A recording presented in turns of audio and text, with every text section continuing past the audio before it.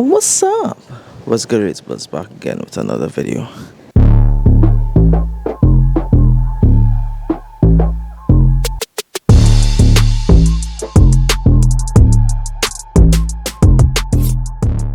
It's my turn, guys.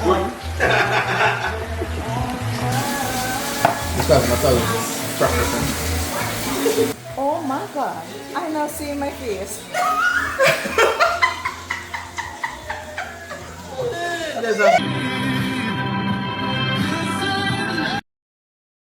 Are you proud of your work so far? Yes. And how much is this gonna cost? $150. I haven't seen my face yet. I'm not gonna look at it until she's finished. He's not done yet. He is not going to be getting up until I'm finished. What is that?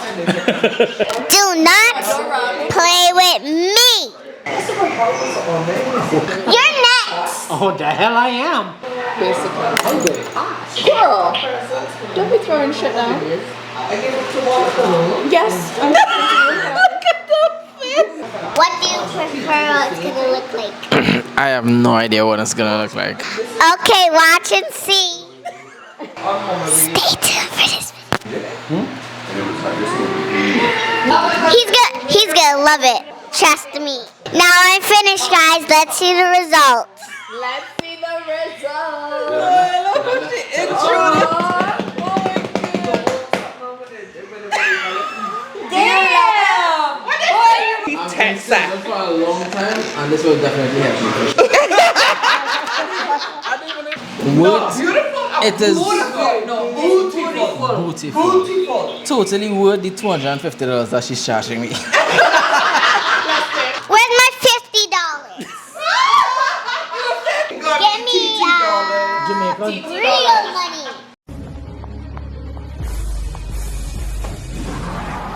You know, it was a successful Christmas when you don't have to cook for the next 2 days because you have food. 1 hour later, 2 hours later, 3 hours later. Can you move it along? I'm all out of time cards.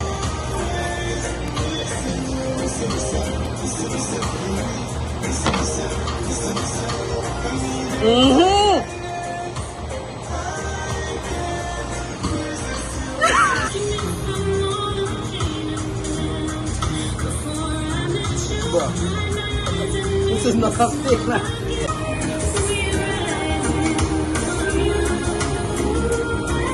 So it is 10:40 New Year's Eve. Just got to the gym. Gonna get about an hour workout. Head back to the restaurant / cocktail bar / where I work. And probably gonna watch some fireworks. So Happy New Year.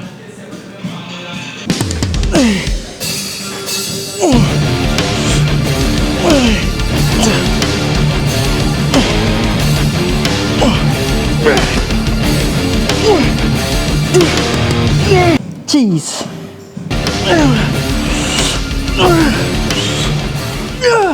Welcome back to my job now. I finished up at the gym. I'm literally like speed walking. But it's early still. It is 5 minutes to 11. So I have an hour to spare. It's another 10-minute walk. Not bad, so yeah. The hospitality, if people drink their champagne. There you go. This one what used to be sugar syrup. There you go.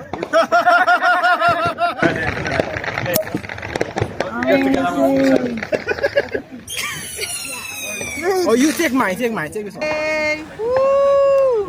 Amazing! America.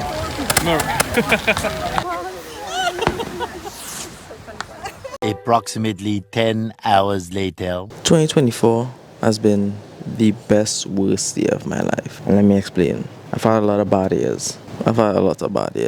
But this was the best bad year. But it was also by far the worst in my opinion. I don't know how many people like look into like Chinese astrology or numerology and that kind of thing.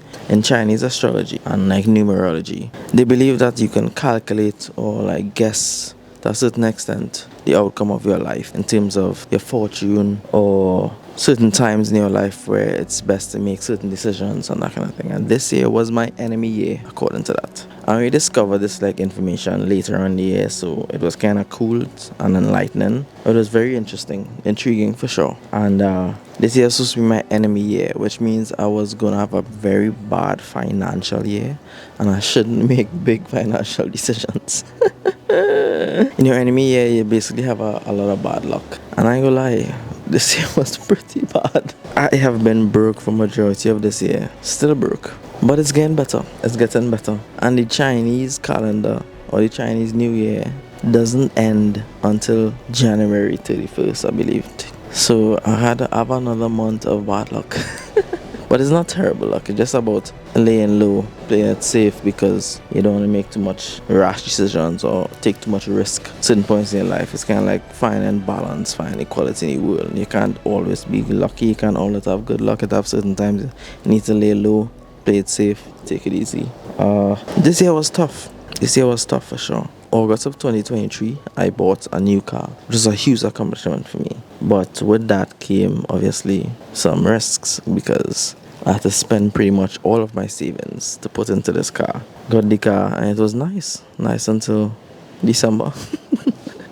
Because during December month, this opportunity arose and I decided to take it. But in taking it now, I needed a good capital to be able to move here, because as I explained in the previous video, living here is very expensive. I spend more money here in rent than I made in Trinidad and Tobago. And after spending all my savings on my car, I didn't really quite catch back myself yet. Catch back myself is probably like a terrible English term, but I hope everybody understand. When I moved there, I moved there pretty much on a loan from my employer, so I had to pay them back. They also found an apartment for me, and the apartment wasn't the cheapest, so I was pretty much spending all of my salary on rent. The little that I have left, I try to keep, but I also still have to make my car payments. I still have to live, I still have to survive. Thankfully, it was easy for me to just walk to work, but it was tough. So when I moved into the apartment, I took over someone else's lease. So it was for a short period of time. It was a 3 months, I believe, was still left on the lease. And contractually, if I was to decide to leave the apartment, I would have to give them 60 days notice. 2 months notice if I want to leave the lease. But my roommate and I was under the impression that it's the end of the lease. So if we decide to leave early before the lease ends, okay, sure, we'll have to give 60 days notice. But if we're leaving when the lease ends, I feel like it shouldn't be a problem. That wasn't the case. Even if you're leaving at the end of the lease, you need to give 60 days notice. And because we didn't give 60 days notice after deciding to leave at the end of the lease, we forfeited our security deposit. That security deposit was 1,300 CI dollars. That is about 11,000 TT dollars that I lost. Couldn't get back. All this while still trying to pay back the business that I'm working for, because I owe them money. They paid for my first month's rent and security deposit. Moved out, came to a nice apartment, but now it's further away and I had no money. I need to buy a bike or a scooter. I literally had to borrow money from someone to be able to afford the scooter that I'm using now. And how the scooter has a flat tire and there's no any island for me to fix it.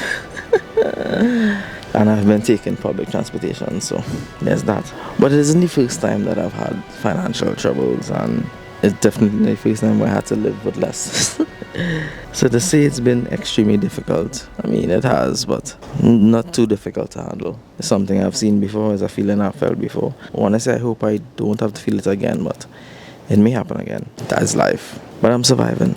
I'm getting through it. But that's the worst part. Talk about the best part. The best worst part. Best part is, bro, look at where I am. I live in the Cayman Islands. I can afford to live in a nice apartment. It might take majority of my salary, but I can do it. I have a pretty easy job. Unfortunately, it's more difficult than it should be because of the incompetence of co-workers, but we won't go into that too much. Yeah, I'm living a good life. I've made a lot of progress in the last 30 years of my life, and I can say that I'm proud. I can't say that all the time, but I can definitely say it now in this moment. I'm definitely proud of where I am. Come a long way, and there's a long way to go. There's a lot of life still left to live. Talk about it a lot, but it's sometimes very hard for me to appreciate things, and I just want to take this moment right now to appreciate this. Another good thing is I've been more consistent with my videos than I've ever been. Setting a schedule.